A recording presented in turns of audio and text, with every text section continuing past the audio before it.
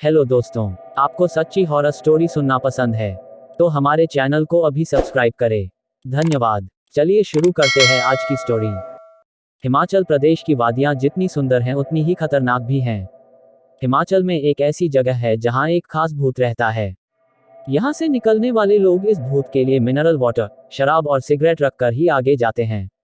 अब आपको लग रहा होगा कि आखिर ये सारी चीजें इस भूत के लिए क्यों। हिमाचल प्रदेश के मनाली लेह रास्ते पर यह भूत रहता है जिसका नाम है गाटा लूप्स, जो करीब 17,000 फीट की ऊंचाई पर वीरान पहाड़ी और खामोशी के बीच बसा है। यहीं पर है भूत का एक छोटा सा घर। इस डरावनी जगह पर कोई जाता ही नहीं है और जो लोग इस जगह से गुजरते हैं वह इस रहस्यमयी स्थान के सामने मिनरल वाटर, शराब और सिगरेट रखकर ही आगे जाते हैं। करीब 1.5 दशक पहले इस स्थान पर एक ट्रक खराब हो गया था। सर्दी का मौसम शुरू हो रहा था, हल्की बर्फबारी हो रही थी। ट्रक ड्राइवर क्लीनर को ट्रक में ही छोड़ मदद के लिए गांव पैदल चला गया। इस स्थान से उस गांव की दूरी करीब 40 किलोमीटर के आसपास थी। इस दौरान मौसम और खराब हो गया तथा भारी बर्फबारी के कारण रास्ता बंद हो गया। एक सप्ताह बाद बर्फीला तूफान थमा। ड्राइवर जब मदद लेकर लौटा तब तक क्लीनर की भूख, प्यास और मौसम की वजह से मौत हो गई थी। उसकी लाश ट्रक के अंदर मिली थी। ड्राइवर ने उसका उसी स्थान पर अंतिम संस्कार कर दिया। इस घटना के कुछ ही दिन बाद इस स्थान पर यहां से निकलने वाले लोगों के साथ अजीब एवं डरावनी घटनाएं होने लगी। इस जगह पर एक लड़का लोगों को अक्सर दिखने लगा जो उनसे कुछ खाने और पीने का पानी मांगता था। जो लोग उसे ये नहीं देते थे वह किसी न किसी हादसे का शिकार होने लगे। इस जगह पर इतने हादसे होने लगे कि लोग यहां जाने से मना करने लगे। पूरे हिमाचल में इस जगह के बारे में चर्चा शुरू हो गई। इस भूत को शांत करने के लिए पंडित बुलाए गए, जिन्होंने कर्मकांड के बाद यहां उसका एक स्थान बनवा दिया। यहां से गुजरने वाले ड्राइवर इस स्थान पर मिनरल वाटर और कोल्ड ड्रिंक की भरी बोतलें चढ़ाने लगे। कई लोग शराब और सिगरेट भी इस स्थान में चढ़ावे के तौर पर भेंट देने लगे। गांव के लोगों का कहना है कि भूत का स्थान बनने के बाद लोगों को उस युवक का भूत दिखना बंद हो गया। दूसरी कहानी। मैं मूवी देखने गया था यार, 1920। हाँ, वही पहला पार्ट रात के 9 से 12 के शो में। दोस्तों को साथ चलने के लिए कहा तो कुछ न कुछ काम बताकर सभी पतली गली से निकल लिए। मुझे यह पता तो था कि सारे डरते हैं, जिस वजह से मैंने भी ज्यादा जोर न दिया और चल पड़ा अकेले। अकेले चला तो गया, पर शो खत्म होने पर जब बाहर निकला तो पाया कि बाहर मरघट का सा सन्नाटा पसरा हुआ था। अरे अभी अभी तो शो खत्म हुआ था, तो सब कहाँ गए। एक तो पहले से ही डरा हुआ था और ऊपर से आसपास का माहौल मुझे और भी डर लग रहा था, जैसे पूरी दुनिया में एक इंसान मैं ही हूँ। पार्किंग एरिया में पहुंचने पर मैं और भी ज्यादा घबरा गया। मेरी रीढ़ की हड्डी में एक सिहरन सी दौड़ गई, क्योंकि जहां शो के शुरू होने से पहले गाड़ियों की कतारें थीं, वह पार्किंग एरिया पूरा खाली पड़ा था। असल में मैं रिक्शा से आया था और थिएटर मुख्य सड़क से थोड़ा दूर था, इसलिए वहां से इस वक्त रिक्शा मिलना असंभव था। पार्किंग एरिया में इसलिए ही गया था कि कोई मुझे बाहर तक लिफ्ट दे दे, जहां से मैं रिक्शा कर घर पहुंच जाता। पर पार्किंग तो पूरी खाली थी। अब ना चाहते हुए भी मुझे पैदल जाना था। खुदा को याद कर मैं चल पड़ा बाहर की ओर। मूवी के एक से एक भयानक सीन मेरी आंखों के सामने न चाहते हुए भी तैर जा रहे थे। जैसे जैसे पीछे की रोशनी घट रही थी वैसे वैसे अपनी फट रही थी। अचानक मेरा ध्यान झाड़ियों से आती एक आवाज पर गया।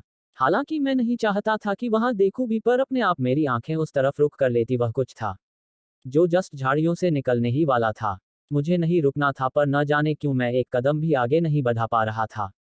सर सर की आवाज अब धीरे धीरे तेज होने लगी थी।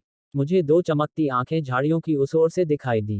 एन मौके पर मैं वहां से भागा और मेरी अचानक से दी गई प्रतिक्रिया से झाड़ियों से वह चिल्लाते हुए निकली। मैं उसे देखकर पहले तो जमसा गया और फिर खुद पर ही हंसा। अरे बिल्ली थी यार। फिर उसी सीन को याद करता मैं चलने लगा। आगे मुझे रिक्शा स्टैंड दिखा तो मैंने भागना शुरू कर दिया। नहीं, डर नहीं लग रहा था, बस घर जाने की जल्दी थी। रिक्शा स्टैंड पर भी बस एक ही रिक्शा खड़ी थी, जिसका भी ड्राइवर नहीं था। मैंने सोचा कि गया होगा किसी काम से, चलो अंदर बैठकर इंतजार किया जाए। मुझे याद नहीं कि रिक्शा में मुझे कब नींद आ गई, पर जब आंख खुली तो नजारा देखकर मैं ठिठक गया। मैं चिल्लाना चाहता था पर हलक से आवाज ही नहीं निकल रही थी। मैंने देखा कि रिक्शा बिना ड्राइवर के चल रही है, वह भी बिना स्टार्ट हुए। तभी रिक्शा अचानक रुक गई और मैं चीते की सी फुर्ती दिखाकर बाहर कूद गया। मैंने अपने ठीक पीछे एक बंदे को देखा जो शायद रिक्शा में बैठने जा रहा था। मैं चिल्लाया नहीं। मेरे इस तरह चिल्लाने पर वह आदमी आश्चर्य से मुझे देखने लगा। तब मैंने उसे कहा कि भाई, इस रिक्शा में मत बैठना, यह भूतिया रिक्शा है। यकीन मानो मैं इसमें बैठकर सिनेमा वाले चौराहे से यहाँ आया हूँ, वह भी बिना ड्राइवर के। उस बंदे ने मुझे सिर्फ एक बात पूछी कि इस रिक्शा में आप बैठे थे। मैंने कहा हाँ यार, बहुत भयानक रिक्शा है यह। उसने मुझे अपने करीब बुलाया। मेरे करीब जाते ही उसने एक जोर का थप्पड़ मेरे जड़ दिया। मैं अवाक सा उसे देखता रहा। उसने कहा कि भूतिया, मेरी रिक्शा नहीं है बल्कि तू है। मेरी रिक्शा में गैस खत्म हो चुकी थी, जिस वजह से मैं उसे धक्का देकर यहाँ तक लाया हूँ। इसीलिए मैं सोचूं कि अचानक रिक्शा का वजन बढ़ क्यों गया है। फिर 10-15 गालियां बोलकर उसने मुझे विदा किया। तब से आज तक मैं कभी रात 9 से 12 बजे के शो में मूवी देखने को नहीं गया। तीसरी कहानी। जब मैं छोटा बच्चा था, बड़ी शरारत करता था। जब मैं 10 साल का था, तो रात में मैं बाथरूम जाने के लिए उठा। मैं जल्दी से बाथरूम में घुस गया। मैं शुरू से ही अंधेरे से बहुत डरता हूँ, लेकिन उस दिन कुछ ज्यादा ही, क्योंकि मैंने अपने मम्मी पापा के साथ एक डरावनी फिल्म देखी थी। मैंने जल्दी से बाथरूम में अपना काम पूरा किया और चुपचाप अपने कमरे में वापस चला गया। जैसे ही मैं अपने बिस्तर पर चढ़ने के लिए उसके ऊपर चढ़ा, अचानक एक हाथ मेरे बिस्तर के नीचे से निकला और उसने मेरे पैर को पकड़ लिया। मैं इतना ज्यादा डर गया था कि 10 मिनट तक मेरे गले से कोई आवाज नहीं निकली। और आखिरकार थोड़ी देर बाद जब मैंने होश संभाला, तब एक जोरदार चीख मेरे मुंह से निकली, जो कि मुर्दों को भी उनकी कब्रों से निकाल के फिर से मार सकती थी। और फिर मेरी माँ बिस्तर के नीचे से निकली, बुरी तरह से हंसते हुए।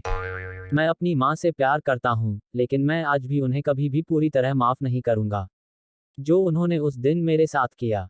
आज तक मैं अपने बिस्तर पर जाने के लिए एक बहुत लंबी छलांग लगाता हूँ। और इस बात को लगभग 15 साल पूरे हो चुके हैं। मेरे मन का खौफ सोचिए। जिंदगी के ऐसे ही छोटे बड़े पल हमारी जिंदगी को एक खुशहाल जिंदगी बनाते हैं। हमें शुक्रगुजार होना चाहिए उस एक इंसान का जिसने हमारी जिंदगी को जन्नत बनाने में मदद की है। लव यू माँ।